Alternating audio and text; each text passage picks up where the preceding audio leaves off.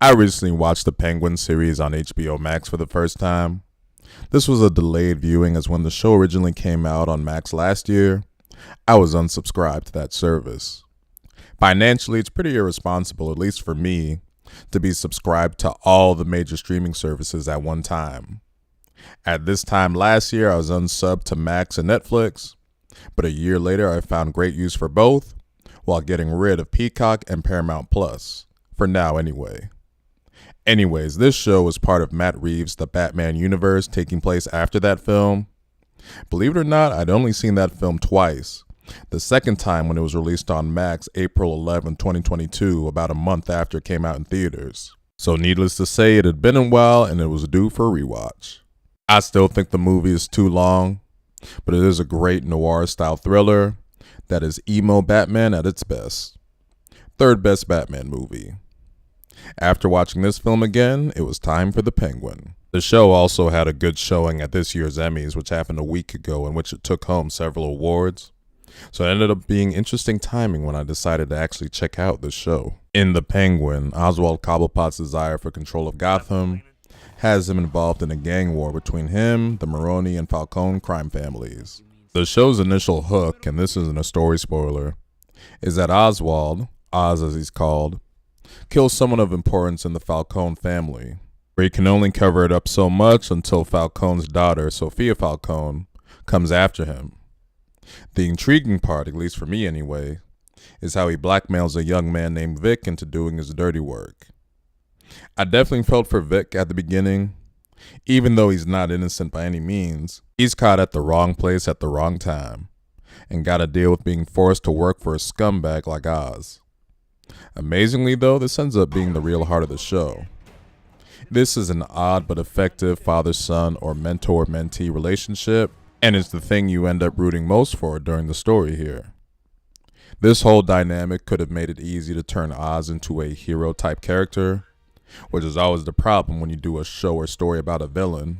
But something this show always stays true to in basically every episode is Oswald being a scumbag. He's a bad guy dealing with other heads in Gotham that are in his way. He was an amazing character in a lot of ways in terms of the range of emotions you feel for him.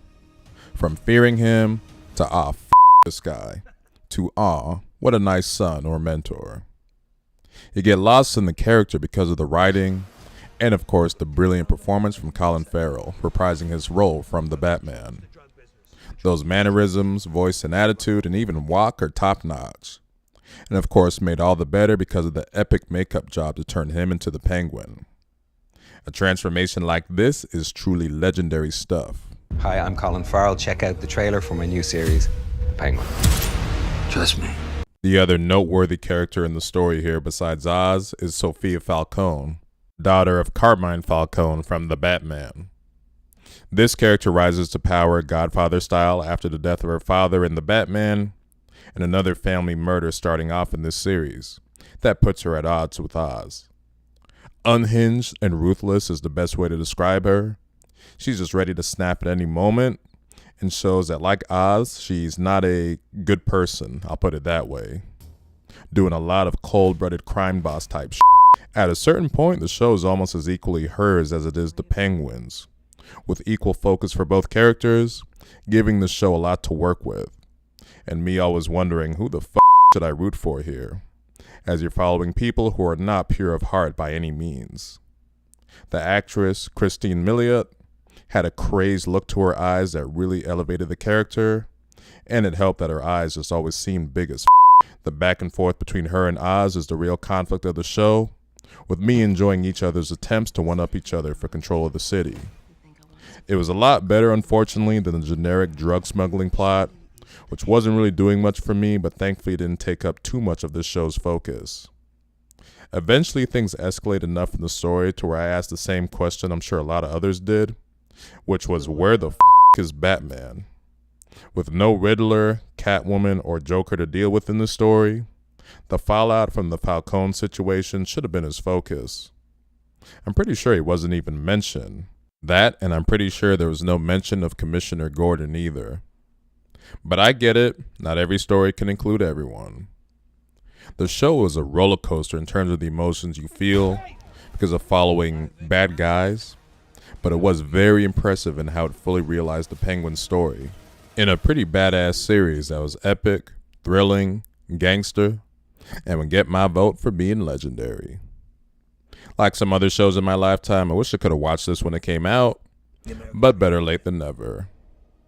There's apparently talks for a season 2, given how this show swept up at the Emmys. But with how long it takes to get TV shows made these days, I wouldn't hold my breath for now.